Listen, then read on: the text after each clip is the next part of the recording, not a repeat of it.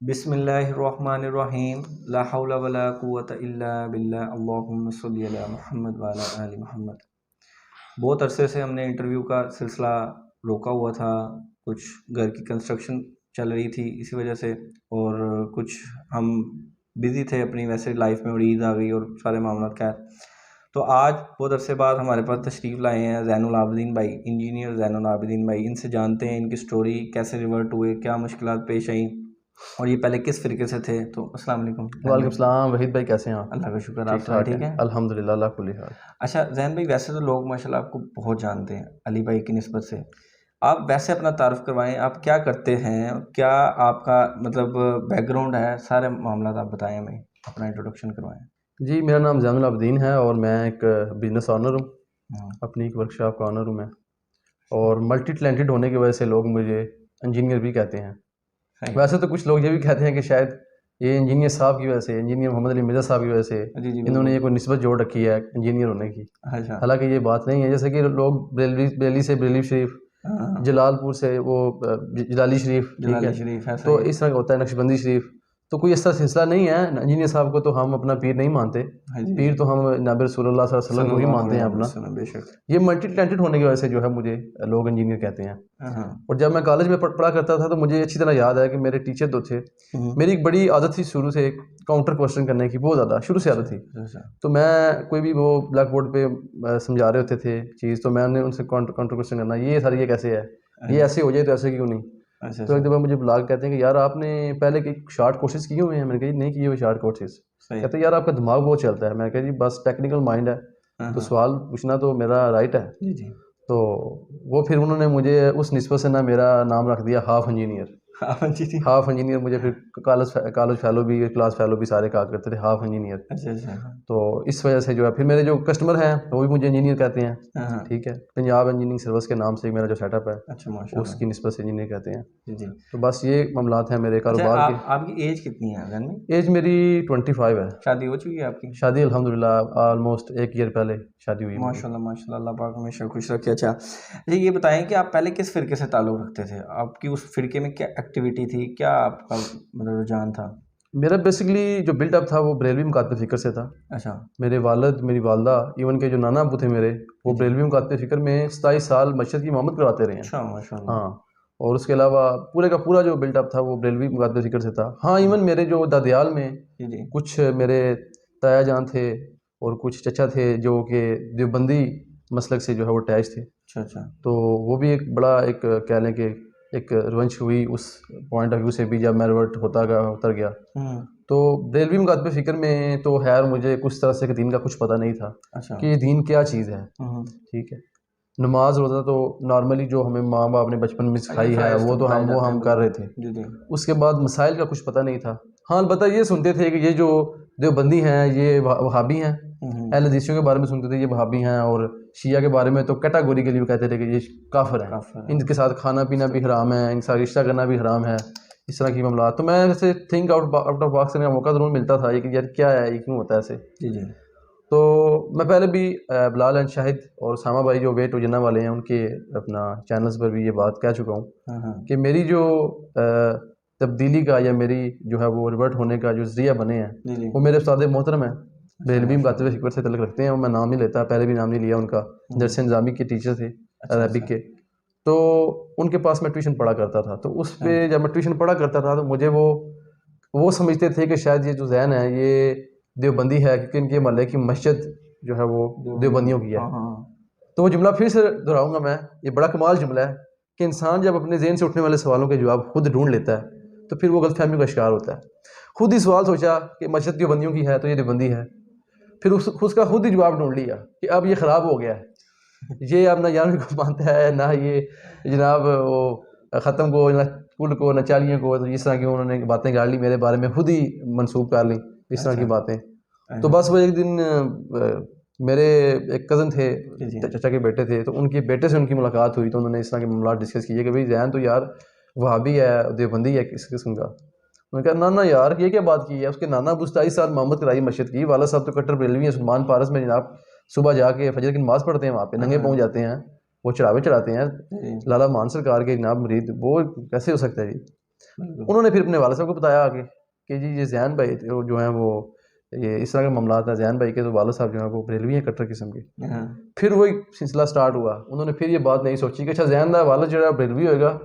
زین چونکہ اس ٹاپک پہ کوئی گال نہیں کرتا, ختم اپنا غوث پاک کے اوپر, 11ویں کے اوپر, یہ کل 4ویں کے اوپر, درود پاک کے اوپر, ظاہر پتہ ہی نہیں تھا زین صاحب کو یہ کیا چیزیں ہیں, یہ جو مسائل ہیں یہ کیا بلائیں ہیں, یہ جو علماء نے بنائی ہوئی ہیں ہمارے معاشرے میں, تو پتہ ہی نہیں تھا زین صاحب نے کام بولنا ہے. تو وہ جو چاہتے ہیں کہ بولے, تو وہ پھر انہوں نے کیا کیا جی, انہوں نے کہا کہ آپ نماز پڑھتے ہیں ان کے پیچھے. جو بندے کو میں بالکل پڑھتا ہوں یار, وہ تو گستاخ رسول ہیں, درود پاک کے منکر ہیں, بھابی ہیں. میں نے کہا کیسے, آپ کی تو نماز نہیں ہوتی, آپ کی نماز ضائع ہیں ساری. یار نمازیں ضائع کیسے ہو گئی ہیں. انہوں نے پھر بکس نکالی اپنی الماری سے, فتاوی رشیدیہ, اس میں سے انہوں نے بتایا کہ بچے کی سالگرہ منانا تو جائز ہے. تو نبی علیہ السلام تمام نے جس ہاتھ سے پاک ہو کر آئے ہیں, بچہ دنیا میں پاک ہو کر آتا ہے, ناپاک ہو کے آتا ہے, بچے کو صاف کیا جاتا ہے. تو کیا نبی کا اولاد منانا جائز نہیں ہے؟ میں چونکہ میں کہ یار کیا بات کی ہے جلالی صاحب نے. جلالی صاحب کہتے تھے ان کو. تو پھر وہ کہتے تھے یہ اونٹنی کا پیشاب حلال ہے, فتاوی رشیدیہ میں لکھا ہے رشید احمد گنگوئی صاحب نے. اچھا. پھر کبھی کہتے ہیں کوے کا گوشت حلال ہے, وہ سوسا بھی کہتے ہیں ہمارے, کوے کا گوشت حلال ہے. پھر کہا واہ واہ, کوے کا گوشت حلال ہو گیا. میں تو ڈاٹا قسم کا نا متنفر ہو گیا ان سے. میں نے کہا بس اب نہیں. پھر میں نے 2.5 سال نماز پڑھنا چھوڑ دی اپنی مسجد میں. ایون کہ دیوبندیوں کی کسی مسجد میں نماز نہیں پڑھتا تھا. فجر کی نماز میں نے وہ کہہ لیں کہ کاچھا پہنا ہونا چھوٹا سا تھا. اچھا. تو وہ مولوی تو دیوبندی تو بڑا کس پہ پیڑ کھاتے تھے بہت زیادہ. وہ کہتے تھے تو انڈر وے پہن کے صبح جناب بریلوی کی مسجد میں گیا ہوتا ہے, مطلب وہ اس طرح کہتے تھے چھیڑنے کے لیے. تو میں پھر بریلوی کی مسجد میں سپارہ پڑھتا تھا, پھر نماز بھی. 2.5 سال بعد پھر جب تھنک آؤٹ آف باکس کرنے کا موقع ملا, یہ معاملات سوچنا شروع کیے کہ یار یہ کیا ہو رہا ہے, یہ میں کس طرف جا رہا ہوں. یہ بھی کلمہ پڑھتے ہیں, شیعہ بھی کلمہ پڑھتے ہیں, حدیث بھی کلمہ پڑھتے ہیں, تو پھر کیوں یار ہم ان جھگڑوں میں. پھر میں نے تحقیق شروع کی آہستہ آہستہ الحمدللہ. پھر بریلویوں سے میں دیوبندیوں میں آ گیا. اس دوران جو کافی اسپین تھے میرے, وہ آئے اپنا کافی سارے معاملات, یا کہہ لیں کہ بہت سارے ایپیسوڈ آئے ہیں میرے اس اسپین میں. تو وہ تھا, میں اسکپ کرتا ہوں, پہلے بھی اسکپ کیے ہیں, اس میں کچھ راز کی باتیں بھی ہیں بتانی نہیں چاہیے. تو پھر جب دیوبندیوں میں آیا تو پھر میرے ایک دوست تھے وسیم بھائی, انہوں نے مجھے جو ہے وہ علی بھائی سے میری ملاقات کروائی. تو علی بھائی سے جب ملاقات ہوئی تو وہ میں پہلی دفعہ گیا, علی بھائی کو دیکھا میں نے. پہلے تو میں ڈر گیا, میں کہا یار یہ کیا چیز ہے, اتنے لمبے بال اور یہ موٹی موٹی آنکھیں اور داڑھی بکھری ہوئی. تو میں نے کہا یار یہ کیا. انہوں نے کہا یار آپ دیوبندی ہوئے ہیں ماشاءاللہ, کس وجہ سے. میں نے کہا جی مسئلہ علم غیب ہے, حاضر و ناظر کا مسئلہ ہے, نور البشر کا مسئلہ ہے, یا علی مدد کا مسئلہ ہے, اس کے بعد یا علی مولا علی کا مسئلہ. اس طرح کے میں جتنے بھی مسائل ہیں میں ان کو بنا کے بتایا. انہوں نے کہا یہ بس یہیں پہ رک دیا, آپ نے سب سے پہلے بولا ہے کہ علم غیب کا مسئلہ ہے. علی بھائی نے فضائل مال نکالی, کہا یہ لکھا ہے مولانا زکریا سانپوری صاحب نے کہ یہ تو امام حنیفہ جب بھی گناہ دھلتے ہوئے دیکھ لیتے, کسی کو وضو کرتے ہوئے دیکھ لیتے, مقتدی کو, تو یہ دیکھ لیتے کہ ان کے بڑے چھوٹے گناہ دھلتے ہوئے جا رہے ہیں. تو کہتے ہیں کیا امام حنیفہ کی کرامت بڑی ہے, نبی رسول اللہ علم غیب بڑا ہو سکتا ہے. میں نبی رسول اللہ علم غیب کہتے ہیں, تو بس پھر آپ دیکھ لیں کتنی 2 نمبری کرتے ہیں. میں پھر ایک دفعہ چونک گیا, میں کہا یار یہ. اب میں علی بھائی کی جیسے میں خریدتا ہوں نا, ہم تو شکلوں پہ فیصلہ کرتے ہیں کہ یہ بندہ تو شکل سے 2 نمبر ہے, یہ تو شکل سے ایسے ہے. ایسا نہیں ہونا چاہیے. جبکہ علم کے میدان میں نہ تو جذبات کی کوئی حیثیت ہے, نہ کسی کی شکل و صورت کی کوئی حیثیت ہے. ٹھیک ہے, علم کی بنیاد پر جو ہے وہ بات ہوتی ہے, دلائل کی بنیاد پر بات ہوتی ہے علم کے میدان میں. تو یہ چیزیں تو میں بچپن سے نہ علماء نے بتائی ہیں, نہ ہمارے والدین نے بتائی ہیں. ٹھیک ہے, والدین تو یہی بتاتے رہے ہیں فلاں فراڈیا ہے, فلاں تو کافر ہے, فلاں مشرک ہے, علماء بھی یہی بتاتے رہے ہیں. تو علی بھائی کو بھی یہی سمجھ لیا کہ فراڈی آدمی ہے, تو شکل بھی جناب میری نوست چڑھی ہے چہرے پہ. میں یہ کہتا نوست ہے چہرے پہ, اتنی ڈراؤنی شکل. لیکن بات بڑی اس کی میرے اوپر, میں نے کہا یار یہ بندہ بات کی بڑی کمال کر رہا ہے. مجھے علی بھائی کہتے ہیں یار اب تجھے نا علماء کہیں گے کہلی کو نہیں سننا, تم نے ہٹنا نہیں ہے پیچھے. پھر بڑے بڑے میرے ساتھ معاملات ہوئے. میرے ٹیچر تھے, ہمارے گھر میں آتے تھے, زین العابدین نام تھا, زین شاہ نام تھا. میرے والد صاحب باہر ہوتے تھے, وہ اکثر کہا کرتے تھے میں تیرے پیو کو فون کر کے تو سنا تو فلاں بندے کو جانا ہے, وہ ISI کا بندہ ہے, وہ فلاں خفیہ ایجنسی کا بندہ ہے, اس کو خفیہ ایجنسی اٹھا کے لے گئی, اس کو نہ سنو یہ وہ. میں خیر کرتا رہا معاملات کافی. پھر میں نے جب علی بھائی کے لیکچر سننا شروع کیے, جب علی بھائی لیپ ٹاپ پہ دیا کرتے تھے, لیکن میں نے گھر میں نہ بتایا. جب پبلکلی علی بھائی جب ڈکلیئر ہو گئے نا, میں ہماری مسجد میں آ کے کہ حسن علی نام کا بندہ ہے, تو وہ گمراہی پھیلا رہا ہے, جب پوسٹر لگنا شروع ہوئے جسلم شہر میں یہ وہ, اس وقت پھر میں تھوڑا سا نا کانشیس ہوا کہ میں کہا یار نہیں آپ سنبھل کے. لیکن میں علی بھائی سے جڑا اس لیے ہوا تھا کہ علی بھائی اس وقت بھی قرآن اور صحیح حدیث کی بات کرتے، کہنا یار میری بات نہ سنو یار، آپ چھوڑ دو، کسی کی بھی نہ سنو، قرآن اور صحیح حدیث کی سنو. میرا موٹو یہ تھا قرآن اور حدیث اور اہل بیت، جس کی وجہ سے میں جڑا رہا اور اپنے گھر والوں کو بھی نہیں بتایا اور 4-5 تک سنتا رہا میں. اور جب بریلویوں سے میں دیوبندیوں میں آیا، دیوبندی علماء میرے گھر مبارکباد دینے آئے، میرے تایا کو یہ آپ کا بچہ تو صحیح ہو گیا، ریورٹ ہو گیا. تو جب پھر میں دیوبندی ہوا تو پھر میں اعتکاف بیٹھ گیا اپنی مسجد میں. اعتکاف جب بیٹھا تھا اس وقت بھی میری کافی الحمدللہ میں نے کتابیں پڑھنا شروع کی. اعتکاف میں بھی میرے معاملات بڑے سیدھے ہوئے. اعتکاف اٹھنے کے بعد جو ہے میں نے پراپرلی، ٹھیک ہے، یہ بات ڈکلیئر کر دی کہ میں بریلویت چھوڑ چکا ہوں، اب میں دیوبندی ہو چکا ہوں. تو جب میں اعتکاف بیٹھا تو اعتکاف کے دوران اب جب علماء نے دیکھا کہ یہ بچہ جو ہے بریلویوں سے دیوبندیت میں آ گیا ہے، اس کو سمجھ آ گئی ہے، تو اب انہوں نے سوچا کہ اب نا اس بچے کے عقائد اور پختہ کرنے کے لیے ان کو اپنے عقائد سمجھائے جائیں، جس کے لیے انہوں نے کتاب جو ہے وہ کتابچہ وہ اس کا درس شروع کیا صبح فجر کے بعد ڈیلی بیس پر، جس کا نام تھا المفند المحند. سبحان اللہ. ٹھیک ہے جی. اس کا انہوں نے درس شروع کیا. اور میں بتاؤں مجھے تو پتہ ہی نہیں تھا اس کے اندر یہ گستاخیاں لکھی ہوئی ہیں اس طرح کی جو علی بھائی یہ بھی ہائی لائٹ کرتے ہیں. انہوں نے بھی نکالی نہیں ہوگی، مجھے تو اس وقت پتہ ہی نہیں تھا، نہ تعارف ہی نہیں تھا اس کا. یہ تو بعد میں ہم نے کلپ شروع کیے.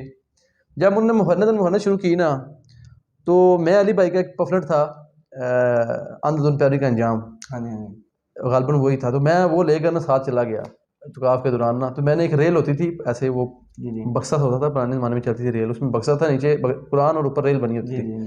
قرآن کے نیچے نا میں نے سورہ یاسین کے بھی نیچے میں نے سیٹ کے نا اس پفلٹ کو رکھا ہوا، وہ دیکھ نہ لے. تو جب مسئلہ المفند المحند میں پہنچا نا وسیلہ توسل کے اوپر، میں نے علامہ صاحب سے بولا، میں نے کہا علامہ صاحب حضرت عباس جو حدیثیں آتی ہے کتاب الاستقصار میں بخاری کی کہ نبی علیہ السلام سے تو انہوں نے دعا ہی نہیں مانگی، چچا کے وسیلہ سے دعا کرائی. تو میں کہ یار نبی علیہ السلام کا جب وسیلہ نہیں دے سکتے تو پھر آپ کیسے کہہ سکتے ہیں کہ ہم وسیلہ بزرگوں کا. انہوں نے کہا جی مجھے حوالہ دیں. میں نے پھر ان کو، میں ذرا اس وقت اتنا نالج بھی نہیں تھا، میں تھوڑا اڑک کے نا میں نے کتاب الاستقصار، کتاب الاستقصار، کتاب الاقتصاء، انہوں نے خود ہی جا کے سرچ کی. دوسرے دن وہ آئے بڑے غصے میں، کہتے ہیں کہڑے بندے نے انہوں نے حدیث دیا. میں نے بڑا واٹا ہوتے، اچھا انہوں نے 10 کہڑا بندہ ہی. پھر میرے کزن تھے، انہوں نے بتا دیا کہ یہ علی کو سنتا ہے، اس کو علی کے پاس جاتا ہے. اچھا ادھر آ کے پھر جو ہے نا پورے اہل محلہ کو، میرے رشتہ داروں کو یہ بات جو ہے پتہ چلی کہ یہ جو ہے علی کے پاس جاتا ہے. اچھا ٹھیک ہے. تو وہاں سے پھر معاملات گڑبڑ ہونا شروع ہو گئے. اور جب سے الحمدللہ چینل میں آیا یوٹیوب تو وہ تو بات ہی نہ کریں. یقین مانے میں تو ایسا لگتا ہے میں مکی دور میں جی رہا ہوں. اچھا پچھلے دنوں میں آپ نے میری ویڈیو دیکھی ہوگی، وہ جو میرے ٹھیک ہے انجینئر کا دماغ پاگل ہو گیا، اس میں علی بھائی نے پہ ایک بات کی تھی، وہ آپ نے کلپ چلانا ہے اس میں. علی بھائی کہتے ہیں کہ زین بھائی نے اپنے ماموں کا جنازہ پڑھا پچھلے دنوں میں، تو مولویوں نے ان کی اچھی خاصی کی، پیڑ اور پکیاں، اور اس میں علی بھائی نے بات کی، وہ اپنے کلپ چلانا ہے. علی بھائی میرا ایک کزن دماغی طور پر تھوڑا ٹھیک نہیں، کچھ عرصہ پہلے اس نے آپ کو سننا شروع کیا، آپ اس کے دماغ پر کافی بوجھ پڑ گیا ہے اور ہر مسجد میں جا کر ادھر ادھر کی باتیں کرتا ہے. لوگ کہتے ہیں وہ پاگل ہو گیا. اور میرے کھاتے نہ پا دے گا یار، خدا دا نہ آ جائے یار. برائے مہربانی اس کے لیے کوئی میسج دے دیں تاکہ اس کا دماغ کنٹرول ہو جائے. آپ اسے لے ہیں جی ادھر یہاں پہ، ٹھیک ہے جی. اس کا نام زین ہے. بالکل بھی زین میں کتنے ہو؟ بہت تیز ہو رہا ہے، بہت تیز ہو رہا. ہاں لکھے اینڈ دے اس کا نام زین ہے. اور مجھے خطرہ ہے کہ یہ انہی کے بارے میں نہ کسی نے لکھ دیا ہو. ہاں تو اگر ان کے علاوہ کوئی ہے یہ تو ٹھیک ہے، ان کو تو میں نے چیک کر لیا. اگر آپ کا کوئی زین ہے تو اسے لے آئے ادھر، ٹھیک ہے. ان کے ساتھ بھی انہوں نے پچھلے دنوں اپنے وہ سسر صاحب کا جنازہ پڑھایا، تو وہاں پہ مولویوں کو پیڑ عورتیں پھکیاں اور ٹھیک ہے. تو وہ معاملہ بھی کچھ اس طرح ہوا. یہ میرے پیچھے ریسنٹلی میرے ماموں ہوتے ہوئے ہیں، تو یقین مانے کہ میں ادھر قرآن و سنت بیان کر رہا ہوں جنازہ پڑھا کے، مجھے ڈاکٹر سٹار صاحب کی بات یاد آ گئی کہ مولوی کی جو ہے وہ اسلام میں پروفیشن نہیں ہے، مولوی پروفیشن بالکل بھی نہیں. ٹھیک ہے. ہر باپ کو چاہیے کہ اپنی بیٹی کا نکاح خود پڑھے، ہر بھائی کو چاہیے بیان کا نکاح خود پڑھے، ہر بیٹے کو چاہیے کہ باپ کا جنازہ. وہ میرے ماموں تھے، میرے سسر تھے، میں ولی تھا ان کا. میری ولی کی اجازت کے بغیر تو ان کے جنازہ ہی نہیں ہوتا. اب میں نے جب جنازے کی مسئلے پہ کھڑا ہو گیا، پہلے تو مجھے پڑھنے نہیں دے رہے تھے. جب میں کھڑا ہو گیا، جب میں نے قرآن و حدیث بیان کی، قرآن کی آیتوں سے صحیح بات ہے، میں نے سورۃ النساء سے اور اس کے علاوہ قرآن کی جو آیتیں ہیں میں نے ان سے ریفرنس دے کے نا میں نے قرآن اور حدیث کے ساتھ لوگوں کو جو ہے وہ جوڑنے کی کوشش کی. لیکن اس میں بتاؤں جو ہی میرا بیان ختم ہوا نا، تو میرے پیچھے سے رشتہ دار بولا میرا، آپ پہ بھی کوئی راجہ قرآن پڑھ لیں، سارا غلط پڑھے. میں ادھر ہی چپ. اب 400-500 بندہ کھڑا ہے، اس میں وہ بندہ یہ بات کر رہا ہے. اور ممبر پہ کھڑے ہو کر، میں ممبر پہ کھڑا ہوں ابھی، اور میرے ماموں کی چارپائی جو میت ہے اس کی چارپائی پہ کھڑے ہو کے سگے رشتہ دار مجھے گالیاں دے رہے ہیں. اس سے بڑی کوئی کہہ لیں کہ بدبختی ہو سکتی ہے کہ مسلمان کو گالیاں دے رہا ہے. علی بھائی کی بات وہ یاد آتی ہے نا، صحابہ وہ کہتے ہیں صحابہ پہ یہ دور وقت نہیں گزرا یہ والا، کہ صحابہ تو کفار کے ساتھ لڑتے تھے نا، کفار ان کو گالیاں دیا کرتے تھے. یہاں پہ مسلمان کو گالیاں دے رہا ہے. یہ والا اس وقت میرے پر جو ہے نا میں اس کہہ لیں اسٹیج پہ ہوں کہ میرے ساتھ یہ کچھ ہو رہا ہے. اور پھر قبر پر جا کر جب دعا مانگنے کا، پھر میں نے جب ان کو کہہ دیا، میں نے کہا یار قبر پہ دعا ہوگی، ادھر دعا نہیں ہوگی. قبر پہ جب دعا مانگنے والا سلسلہ آیا، تکبیرات جب پڑھنے لگا، تو یقین مانے سگے خالو نے مجھے ہاتھ دے کے ایسے روکا اور کہا پر ایسے. اور میں ادھر اینکا بینکا ہو گیا. میں کہا یار میری باپ کی جگہ پہ میرا ماموں، اور اکلوتا ماموں، ایک ہی ماموں، نہ اس کا کوئی بھائی نہ اس کا کوئی بیٹا، اور میں اس کا اکلوتا وارث، میں اس کا دماد بھی، میرا ماموں بھی، اس نے میرے ساتھ یہ معاملات کیے. آپ کو اندازہ نہیں ہے کہ میرے اوپر وہ کیا بیتا ہے اس وقت. ٹھیک ہے، قیامت گزری تھی میرے اوپر. میرا دل کر رہا تھا کہ زمین پھٹے اور میں اس میں دھس جاؤں کہ یہ کیسے لوگ ہیں یار، کتنے ظالم لوگ ہیں. اپنے ہی لوگ، میں کہتا ہوں نا قریش مکہ میں بھی نبی صلی اللہ علیہ وسلم نے جب حق کی دعوت لانچ کی تھی نا، تو اپنے ہی لوگوں نے جو ہے نا اپنے ہی لوگوں نے جو ہے وہ نشیمن پہ بجلیاں گرائی تھیں. اور آج بھی یہی ہے. میں تو سوچتا ہوں کہ یار یہ مکی دور چل رہا ہے. تو اس طرح کے معاملات چل رہے ہیں. لیکن الحمدللہ مجھے اس بات پہ فخر ہے کہ ہمارا جو سٹیٹس ہے، ہماری جو دعوت ہے، الحمدللہ ابو ذر غفاری جیسی تو نہیں ہے، ان جیسی تو نہیں ہو سکتی، لیکن ان کی ایک کہہ لیں کہ روبرو ہو سکتی ہے، یعنی کہ ان کے جیسی پیٹرن پہ چل سکتی ہے. تو ہم ان کے پیٹرن پہ چل رہے ہیں الحمدللہ. ٹھیک ہے، ابو ذر غفاری جیسا کوئی بندہ تھا غصے والا، جس نے اتنے بڑے یہ صحابہ کو جناب کہ یہ کیا کر رہے ہو. ٹھیک ہے، تو یہ چیز ہے. ہم تو اس بات پہ فخر محسوس کرتے ہیں کہ ہم جو ہے وہ دین کی خاطر جوگیاں کھا رہے ہیں، دین کی خاطر اپنی بےزتیاں کروا رہے ہیں، اور دین کی خاطر جو ہے وہ ہم بدنام ہو رہے ہیں.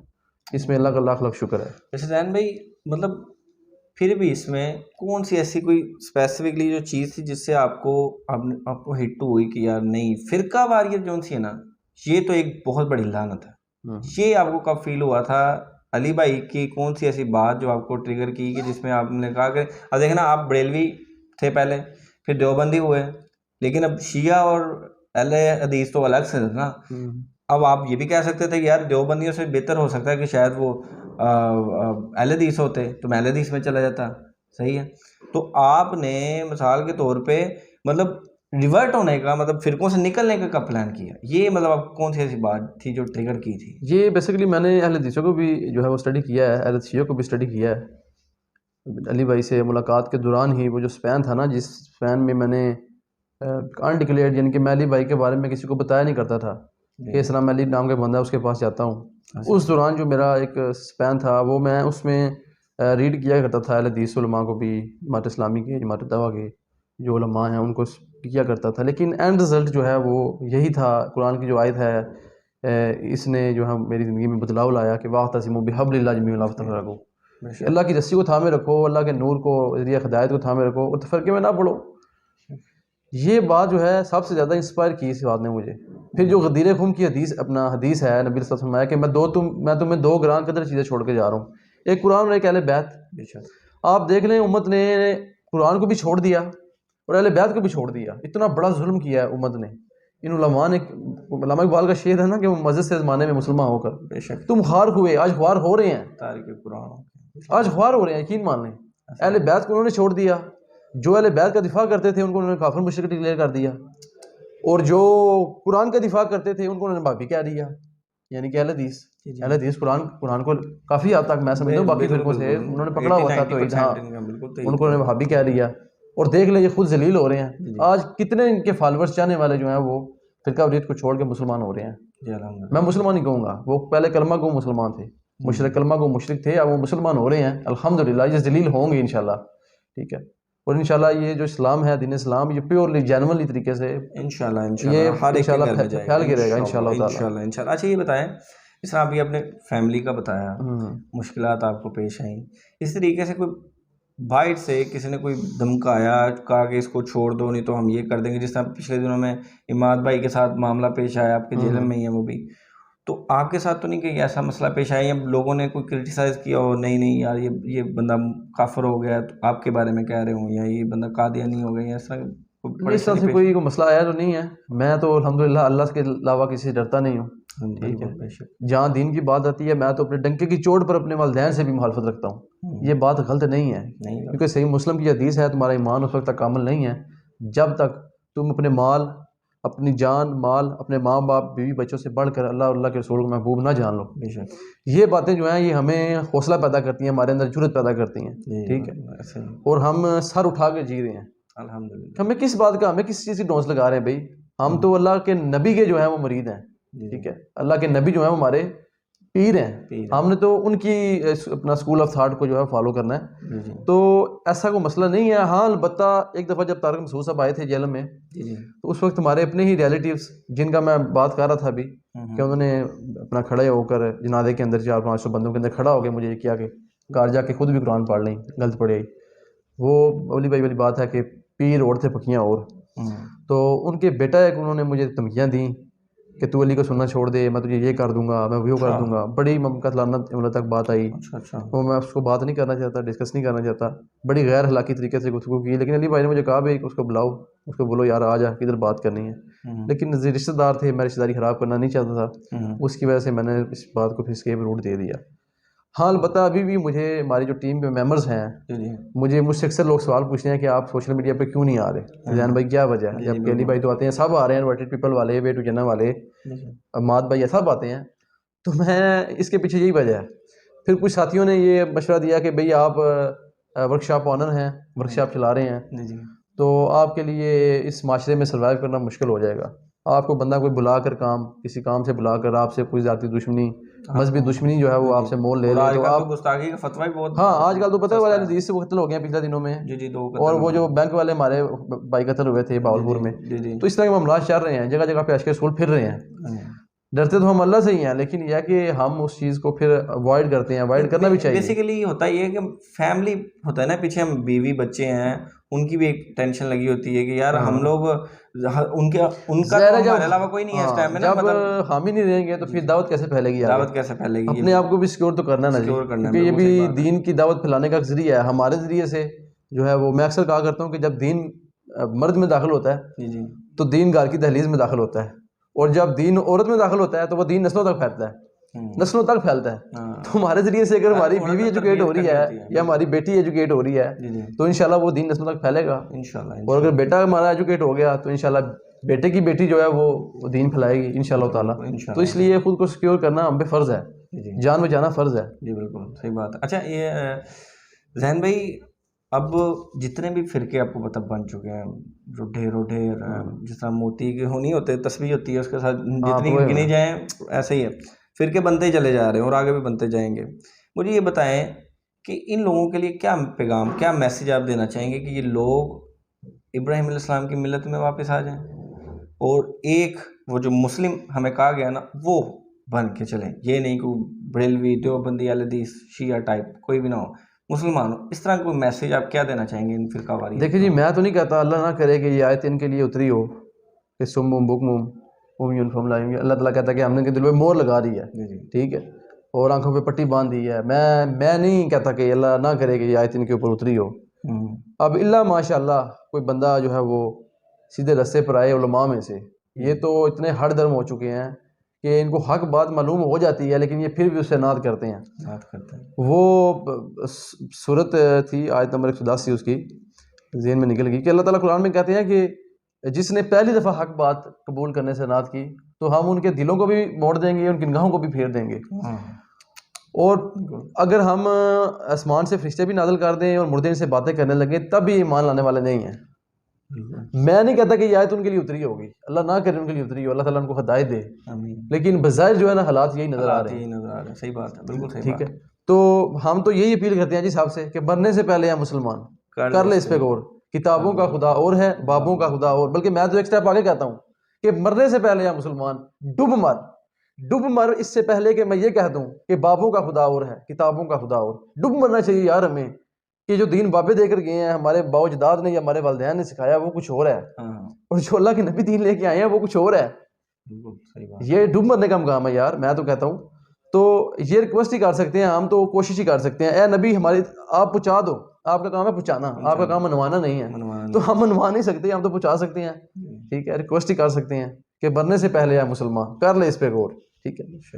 بالکل صحیح بات. اچھا اب کیونکہ ہم انجینئر صاحب کے اسٹوڈنٹ ہیں اور آپ ماشاء اللہ ان کے قریبی بھی ہیں, تو جو ان کے اسٹوڈنٹس ہیں ان کے لیے ایک تو آپ نے یہ پیغام کہ بھئی جیلم کی انویٹیشن آپ جو اکیڈمی کے لیے وہ کیسے آ سکتے ہیں, اور ان کے لیے کہ وہاں پہ کیا کیا ان کو کوئی مشکلات پیش تو نہیں آ سکتی, مطلب ایزیلی آ سکتے, کوئی ٹینشن والی بات تو نہیں ہے وہاں پہ. ایک تو یہ تھوڑا سا اسٹوڈنٹس کو گائیڈ کر دیں, اور دوسرا یہ بتا دیں کہ یہ جو ایکسٹریمنس ہمارے علی بھائی کے اسٹوڈنٹس میں آ رہی ہیں, مطلب اس کے اندر بھی جیسے کوئی خان صاحب کا اگر کوئی ہے تو وہ بھی بہت زیادہ ایکسٹریم پہ جا کے اور علی بھائی کو برا بھلا بولنا شروع کر دیتا ہے. بھائی علی بھائی کا ایک رائے ہے تو ان کو اپنے رائے رکھنے کا حق ہے, ٹھیک ہے. تو آپ علی بھائی کو گالیاں دے رہے ہیں نعوذ باللہ, اتنی مطلب بڑے القابات سے پکارا جا رہا ہے. تو اس طریقے سے کہ مطلب ان کے لیے آپ کیا پیغام دینا چاہیں گے بیسیکلی علی بھائی کے اسٹوڈنٹس کے لیے؟ جی ان کے لیے پیغام یہی ہے جی, میں صبح بھی یہ بات کر رہا تھا اپنے وسیم بھائی سے, فیصل آباد میں آیا ہوں, تو ان سے میں یہ بات کر رہا تھا کہ علی بھائی نے تو ہمیں اس بات کو یہ بات سمجھائی ہے, ہمارے دلوں میں بٹھائی ہے کہ آپ اختلاف رائے رکھ سکتے ہیں. بالکل رسول اللہ صلی اللہ علیہ وسلم کے علاوہ کسی سے بھی صحابہ کرام سے اختلاف رائے ان کی بنیاد پر رکھ سکتے ہیں. تو اب اختلاف رائے رکھنے کا جو حق انہوں نے ہمیں سکھایا ہے, اس کا الٹیمیٹ فائدہ کیا ہوا ہے کہ ہمارے اندر سے شخصیت پرستی ختم ہو گئی ہے. ٹھیک ہے, شخصیت پرستی کیسے ختم ہوئی ہے کہ ہم ایک عالم بات کر رہا ہے تو ہم اس کے ساتھ اختلاف رائے رکھتے ہیں ان کی بنیاد کے اوپر. تو الٹیمیٹلی ہم نے یہ کیا, یہ بات ڈینائی ہو گئی ہے, یہ کلیئر ہو گئی ہے کہ یہ تو کہہ رہا ہے یہ صحیح نہیں ہے, ہم تیری تقلید نہیں کریں گے بھائی. قرآن سنت تو یہ کہہ رہی ہے, ہم نے شخصیت پرستی کرنی ہے نبی علیہ السلام کی. ٹھیک ہے, تو یہ جب ایلیمنٹ جو ختم ہوا ہے ہمارے اندر سے شخصیت پرستی کا, تو اس میں یہ ہمارے لیے سکسیس ہے, ہمارے لیے اچھی بات ہے کہ ہمیں سیکھنے کے مواقع مل رہے ہیں, اور ہم علماء کی شخصیت پرستی سے, ہمارے اپنے باوجداد کی شخصیت پرستی سے نکلے ہیں. لیکن اس میں کچھ لوگ جو ہے وہ ایک سٹیپ آگے چلے گئے ہیں, وہ شخصیت پرستی کی آڑ میں آ کر اخلاقیات کے دائرے سے باہر نکل گئے ہیں, یعنی کہ اخلاقیات کو بھول ہی گئے ہیں. مطلب وہ دیکھیے علی بھائی جو ہے, میں کہتا ہوں کیا علی بھائی نے کسی کو گالی دی ہے کسی علماء کو؟ ٹھیک ہے, یا کسی علماء کو یہ کہا ہے کہ گستاخ رسول ہے, یہ وہابی ہے, یہ مشرک ہے. وہ تو حافظ اللہ تعالیٰ کہہ کے بلاتے ہیں, وہ ومن الجنت من الناس کہہ کے بلاتے ہیں. یہ اخلاقیات ہے بھائی, اس علم کی بنیاد میں اگر آپ نے اختلاف رائے رکھنا ہے تو دل میں ایک ٹن حسن ظن رکھ کے کرنا ہے. بالکل صحیح بات ہے. اخلاقیات سے خالی ہو کر نہیں آپ نے اپنا اختلاف رائے رکھ لینا. اختلاف رائے رکھیں لیکن دل میں حسن ظن رکھ کے. تو یہ میں سمجھتا ہوں یہ بڑی غیر اخلاقی حرکت ہے. آپ دل میں حسن سلوک رکھیں, محبت رکھیں. دیکھیں نبی علیہ السلام نے جو دعوت پھیلائی ہے اس میں ان کی اخلاقیات کا بھی بہت بڑا عمل ہے. صرف تلوار کی نوک میں نہیں پھیلا. نبی صلی اللہ علیہ وسلم کے اخلاقیات جو تھے وہ بڑے اہم نمونہ تھے, ہمارے لیے مثال تھے. تو میں ان کو یہی پیغام دوں گا کہ جو ہے وہ اپنے لہجے کو, اپنے الفاظ کے چناؤ کو بہتر کریں. دیکھیں جس طرح سے جو ہے وہ روشن دان کے جو جالی ہوتی ہے, روشن دان کے چھوٹے چھوٹے سوراخوں میں سے سورج کی روشنی کا پتہ چلتا ہے نا, ٹھیک ہے, یا روشن دان کے چھوٹے چھوٹے سوراخ سورج کی روشنی یا صبح ہونے کا پتہ دیتے ہیں. اسی طرح آپ کے الفاظ, آپ کے جو آپ کا الفاظ جو ہیں وہ آپ کے انداز, آپ کی تربیت, آپ کے لہجے, آپ کی جو خاندان ہے اس کا پتہ دیتے ہیں. ٹھیک ہے, الفاظ جو ہیں وہ دل جوڑ بھی لیتے ہیں اور دل چیر بھی دیتے ہیں. اس لیے سوچنے سے اپنا بولنے سے پہلے سوچ لیا کریں گے ہم کیا بول رہے ہیں. ٹھیک ہے, اختلاف رائے رکھیں, میں یہ نہیں کہتا رکھیں, لیکن حسن ظن رکھیں دل میں, علم کی بنیاد پر محبت کے ساتھ اختلاف رائے رکھیں. یہ کوئی طریقہ کار نہیں ہے کہ آپ گالی گلوچ پر اتر آئیں اور پھر اخلاقیات سے خالی ہو جائیں. ٹھیک ہے, علی بھائی کا یہ موٹو نہیں ہے بہرحال. بالکل صحیح بات ہے. اور یہ حسن ظن کی تو حدیث بھی آتا ہے نا کہ حسن ظن ایک عبادت ہے. صحیح بات ہے. تو اس کو عبادت کی طرح ہی لیں حسن ظن کو, انشاءاللہ اللہ پاک آسانی فرمائے. تو بہت شکریہ آپ کا, آپ نے ہمیں ٹائم دیا. زین بھائی بہت مزہ آیا, جزاک اللہ خیرہ و احسن الجزاء. انشاءاللہ نیکسٹ ٹائم بھی آپ کے ساتھ کبھی گپ شپ لگائیں گے انشاءاللہ تعالی. جزاکم اللہ خیر و احسن الجزاء. السلام علیکم. کہ مرنے سے پہلے اے مسلمان کر لے اس پہ غور, کتابوں کا خدا اور ہے بابوں کا خدا.